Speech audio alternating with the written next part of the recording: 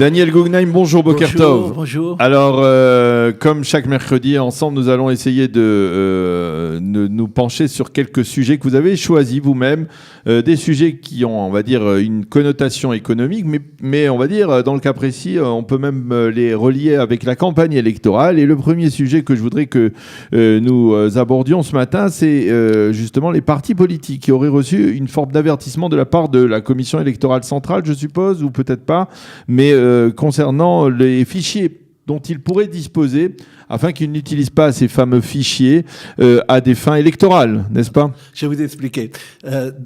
D'abord, toujours hier, donc c'est la veille, toujours comme d'habitude, la veille de notre chronique, voilà. il y a une rechute en Israël c'est une autorité qui s'appelle Agana Pratit, qui est chargée de vérifier que le droit individuel des gens, soit respecté. Et il y a eu des cas dans les autres campagnes électorales, ou en Israël ou dans les autres pays, les partis politiques vont recevoir un fichier en informatique où il y aura tous les gens qui peuvent voter. C'est ça. Avec leur adresse, ils peuvent savoir leur âge, et ils ont énormément d'informations là-bas. La première tentation c'est de prendre ce fichier et de le vendre à une société commerciale qui pourra, comme Facebook, il y a eu et d'en retirer de l'argent. Mais ils reçoivent ces fichiers de qui ? Du ministère de l'Intérieur. Du ministère de l'Intérieur, de la Commission électorale centrale probablement. Oui, c'est ça. C'est-à-dire, il y a c'est le recensement aujourd'hui. Il y a 6 339 000 électeurs. C'est toute cette liste. Oui. Et donc c'est une mine d'or. C'est une mine d'or. Ouais. On peut l'utiliser d'abord à des fins publicitaires et de cibler. Alors, cette rechute a le droit, cette autorité, de donner des amendes s'il est prouvé qu'ils ont enfreint ça. Alors, la première chose qu'ils ont dit, surtout, ne soyez pas tentés de vendre ça à un tiers à des fins commerciales. Une deuxième chose, il y a ce qu'on appelle le divor yashir. Lorsque vous ciblez quelqu'un, vous avez un certain fichier, la loi, justement, qui est régulée par cette autorité, demande d'abord qu'il y a la possibilité pour celui qui le reçoit de dire « je veux plus recevoir ». Et deuxièmement, qu'il voit qui est la source de celui qui lui envoie ce courrier. Et donc, elle a prévenu elle a encore d'autres règles, et elle a prévenu que sur chacune des choses, elle serait extrêmement sévère vu ce qui s'est passé par le passé. Alors ça, c'est déjà très intéressant. Alors on reste dans les domaines de la publicité et du commerce. La bourse sommet d'arrêter la publicité pour investir dans la bourse. Oui, vous vous rappelez. C'est-à-dire, on sait que cette publicité, on les connaît, on sait qu'elles sont conditionnées par toute forme de clause comme cela afin que l'on ne transgresse pas les règles, parce que effectivement on peut attirer beaucoup de gens qui peuvent tomber dans le piège et être tentés d'investir dans la bourse israélienne et se retrouver après totalement démunis. La semaine dernière, c'est comme un casino, la bourse. Exact. Et la semaine dernière, lorsque je vous ai parlé j'ai parlé ici, immédiatement vous m'avez dit, mais la bourse, c'est quelque chose qui peut monter, qui peut descendre. Et elle peut s'y intéresser à ce que vous avez posé des questions. Cette question que vous m'avez posée a été posée cette semaine, en début de la semaine, par 2 grands cabinets d'avocats d'affaires qui ont sommé à la bourse de dire d'abord ce que vous faites. Il y a une loi qui reste, ce qu'on appelle Chok Niyarot Erer, c'est une loi sur les valeurs boursières qui dit qu'on n'a pas le droit de vendre quelque chose d'une valeur boursière sans ce qu'on est passé par le rechute Niyarot qui doit ou pas dire si c'est permis ou pas. Et donc, ce que vous avez pas ici, vous êtes intéressé à ce que les gens achètent des produits de la bourse. Vous savez, il y a différents indices, on en parle souvent, des grandes sociétés. Vous, c'est ce que vous êtes intéressé, mais pour ça, vous devez passer par la rechute Niyarot. Deuxièmement, surtout ce que vous avez dit, vous n'avez pas fait dans votre publicité une marque disant ça peut baisser. Oui. Ils ont dit comme ça, c'était lundi.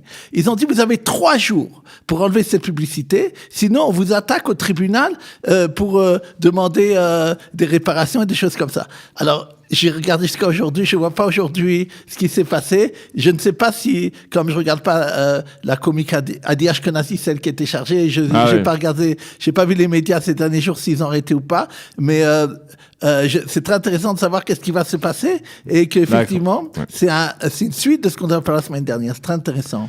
Alors, là maintenant, vous nous dites, on revient d'une certaine manière, on parle, après avoir parlé de la bourse, on va parler de la Banque d'Israël qui élargit les critères de ceux qui sont interdits de carnet de chèques et de carte de crédit. Alors, on a l'impression, il y en a beaucoup qui n'ont pas de carte de crédit en Israël ? Oui, il y a des centaines de milliers de familles qui n'ont pas le droit ni d'avoir des chèques, ni d'avoir des cartes de crédit. Pourquoi ? Ce sont des gens qui, par le passé, ont fait des impayés. Ok.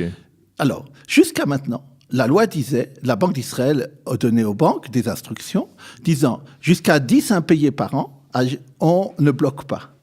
Maintenant, vous comprenez, il y a bien des gens qui sont, disons, à la limite. Ouais. Donc, des fois, on peut pas savoir qu'on est en minus et donc le chèque peut revenir parce que en fait, on savait pas que cette dépense arriverait. Maintenant, vous savez comment c'est. Et je pense que 10 c'était une bonne moyenne. Elle a décidé maintenant, unilatéralement, et je pense sans débat public, de énormément rendre sévère ça. C'est-à-dire, à partir de 2 impayés par an, vous serez déjà 2, ça va. Le 3e, vous serez déjà une couleur. On va vous mettre une certaine couleur qui dira que la banque doit vous contrôler plus. Ok. Et jusqu'à 5, et à 5, tout, fini. Vous n'avez plus droit de chèque, vous n'avez plus droit de carte bancaire. Ok. Maintenant, je vous rappelle que nous avons parlé ici de la loi sur l'imitation des espèces. Ouais, oui, bien sûr. Alors, si on interdit à cette population socio-économique souvent en base, crédit, on leur dit, vous ne faites pas de chèques, vous ne faites pas de carte de crédit, et vous ne pouvez plus payer en liquide pour descendre au-dessus des shekels, et en vérité, c'est comme Damien expliqué, c'est même plus grave. Alors quoi ? Comment ils vont vivre ces gens-là ?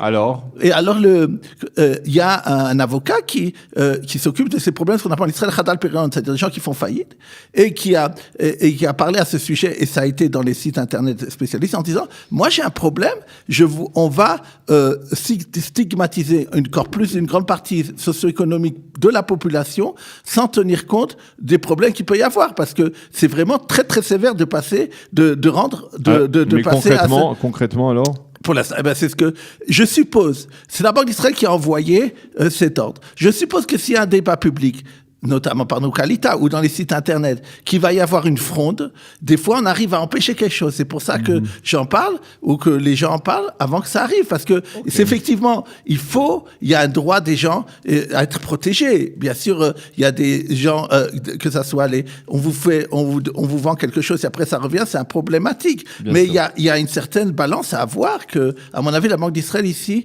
a été, pas moi c'est moi qui le dis, a été très sévère, et peut-être il faudrait un débat là-dessus. Alors, c'est important, effectivement, d'autant plus que il y a aujourd'hui une sorte d'augmentation de prix dans certains services, et l'un des services, et ça tout le monde peut le constater, tout celui qui a une voiture peut le constater, c'est l'augmentation considérable des tarifs des parkings.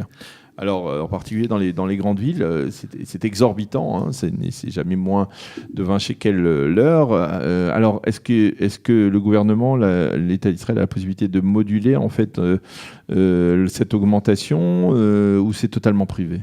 Alors, il y a eu cette semaine une étude dans le journal Globes sur ce sujet, en disant la chose suivante. Il y a quelques mois de ça, on a décidé de restreindre les places de parking. Pourquoi ? En disant, vous savez, vous construisez une grande maison, comment on dit ça ? Une grande tour, voilà. Et donc, jusqu'à maintenant, il fallait tant et tant de parking pour que les gens puissent y aller. Bah oui. Maintenant, ils ont décidé qu'ils voient, ceux qui décident des choses ici, ils se disent, dans les prochaines années, les gens iront moins en voiture. Et donc, on va déjà voir ce qui va se passer dans plusieurs années. Il n'y a pas besoin de faire tellement de places de parking. Mais en attendant, puisque les gens continuent à avoir des voitures, alors qu'est-ce qui se passe ? Il y a une inflation. Ah oui. Alors, on connaît bien le problème ici à Kalita. Il y a un problème sérieux de parking pour tous nos employés. Mais enfin, c'est intéressant. Alors, par exemple, je vous donne des chiffres qui ont été publiés. L'endroit le plus cher de parquet, c'est à côté de Beth Mishpat, du tribunal de Tel Aviv. Là-bas, c'est 1500 shekels à peu près par mois. C'est-à-dire, si on veut louer une place. Ça veut dire, shekels. Ça veut dire c'est un quart d'un prix d'un appartement. Enfin, c'est un parking, c'est pas un endroit où on peut dormir, d'accord ? Ouais. C'est un peu beaucoup. Ouais. À Jérusalem, ils parlent de 600-700 shekels dans les endroits. Il s'agit des bureaux. 700 shekels autour dans le centre-ville. Et c'est ça que je parle. Il s'agit des bureaux qui vont. C'est pas vous qui allez parquer pour 1 heure. Il s'agit des bureaux qui ont besoin que leurs employés puissent avoir un endroit pour se mettre. Et donc les chefs ou les sous-chefs. Et donc eux, ils doivent payer des prix comme ça. Et c'est un problème il y a eu cette inadéquation entre les places de parking proposées et le fait que dans plusieurs années. Alors comment on résout ce problème ? C'est pour ça que ça a augmenté. Mais est-ce que finalement, les patrons, les propriétaires de parking auraient tort de se priver puisqu'il y a une demande. Exactement. À mon avis, ça ne va pas se résoudre. C'est-à-dire, d'abord, le gouvernement veut forcer les autorités à ce que les gens prennent au moins la voiture. On en a parlé souvent ici des covoiturages ou des choses comme ça. Mais deuxièmement, ce que vous venez de dire, très important, il y a des gens qui ont, c'est une des choses qui rapportent plus d'argent, c'est acheter un parking. C'est-à-dire, il y a des entreprises qui louent des parkings. À 20 shekels de l'heure. Bien sûr. Et ça, c'est de l'or en barre. Et il n'y a pas de raison, à mon avis, que ça baisse dans les prochaines années. Vous possédez. Eh bien, voilà. Là, vous nous avez bien plombé l'atmosphère. Mais enfin, effectivement, on avait déjà remarqué qu'il y avait un problème au niveau des parkings et des parkings payants, en particulier dans le centre des grandes villes, des métropoles israéliennes.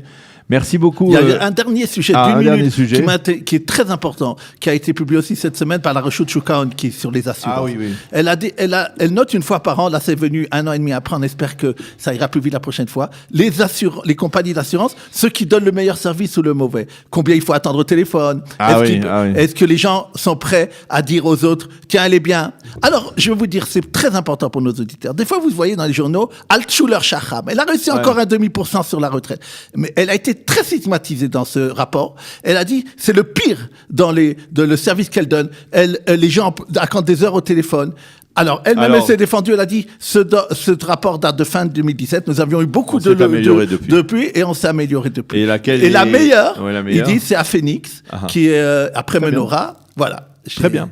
Merci beaucoup, Dr Daniel Guggenheim, pour cette chronique toujours passionnante. Et nous approchons de la fin de cette heure d'actualité. Eliana, quelles sont les émissions qui vont suivre tout de suite après nous?